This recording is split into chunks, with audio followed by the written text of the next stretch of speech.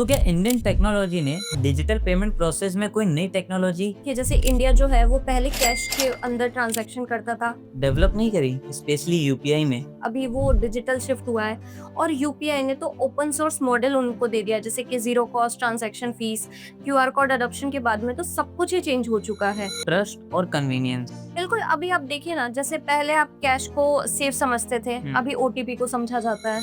Wonder पे में आपका स्वागत है। ऑनलाइन पेमेंट्स जिसको आप सभी लोग करते होंगे और इस बात से अवेयर होंगे कि ऑनलाइन पेमेंट्स कैसे होता है, बट इसके पीछे की टेक्नोलॉजी क्या होती है, आज हम जानेंगे उसी के बारे में।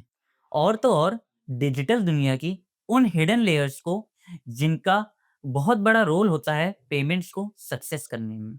आज हमारे साथ जुड़ी हुई है टीना जी। तो welcome Tina ji. Thank you Gopal ji for having me here. तो जैसे कि आजकल ऑनलाइन पेमेंट्स का दौर है और फिर चाहे वो शॉपिंग करनी हो या फूड ऑर्डर करना हो या फिर वो एजुकेशन हो, हर जगह ऑनलाइन पेमेंट्स होता है। तो इसके पीछे की टेक्नोलॉजी क्या होती है? किस टेक्नोलॉजी के ज़रिए ये एक जगह से दूसरी जगह पहुँचता है? जैसे आपने बोला मुझे ऑनलाइन सर्विसेज के बारे में, ये आज के तौर पे सभी लोग यूज़ करते हैं। इसको मैं आप एक ईज़ी तरीके से समझाती हूँ। जैसे कि आप किसी स्विगी या ज़ोमैटो से कुछ भी ऑर्डर करते हैं और पे पर क्लिक करते हैं, तो उसका एक सिग्नल जाता है हमारे वायरलेस सर्वर के पास में। उसके बाद में वो सिग्नल जाता है उस रेस्टोरेंट के पास में, देन उस डिलीवरी पार्टनर के ऐप तक। ओके, तो क्या ये सब माइक्रो सेकंड्स में हो जाता है? हाँ, ये सब पॉसिबल होता है एपीआई, सर्वर साइड वैलिडेशन और कंटीन्यूअस मॉनिटरिंग की वजह से। और सबसे बड़ी टेक्नोलॉजी तो है हमारा इंटरनेट।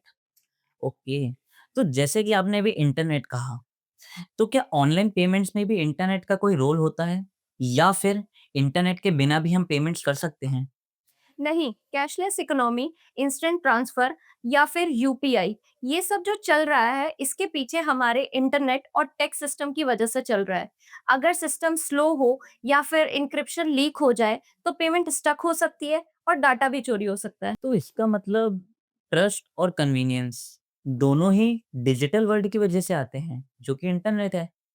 बिल्कुल, अभी आप देखिए ना, जैसे पहले आप कैश को सेफ समझते थे, अभी ओटीपी को समझा जाता है। तो क्या इंडियन टेक्नोलॉजी ने डिजिटल पेमेंट प्रोसेस में कोई नई टेक्नोलॉजी डेवलप नहीं करी, स्पेशली यूपीआई में? बिल्कुल किया है ना, अभी आप देखिए जैसे इंडिया जो है वो पहले कैश के अंदर ट्रांज़ैक्शन करता था, अभी वो डिजिटल शिफ्ट हुआ है और यूपीआई ने तो ओपन सोर्स मॉडल उनको दे दिया, जैसे कि zero cost transaction fees, QR code adoption के बाद में तो सब कुछ ही चेंज हो चुका है। यहाँ तक कि अब आप बिना इंटरनेट के भी पेमेंट कर सकते हैं, जैसे कि यूपीआई 123 पे के ज़रिए। काफी अच्छी टेक्नोलॉजी है, तो मतलब बिना इंटरनेट के पेमेंट करना, वाओ!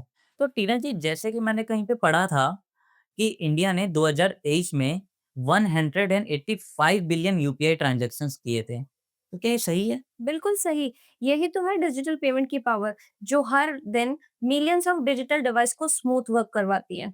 तो टीना जी, आम आदमी का एक कॉमन फियर है, जो कि है डिजिटल पेमेंट सेफ हैं कि नहीं है? तो इसके बारे में आपका क्या कहना है? ये कंसर्न जेन्युइन भी है, बट बायोमेट्रिक लॉगिन या टोकनाइजेशन ये सब चीजें डिजिटल दुनिया को सिक्योर भी बनाती है।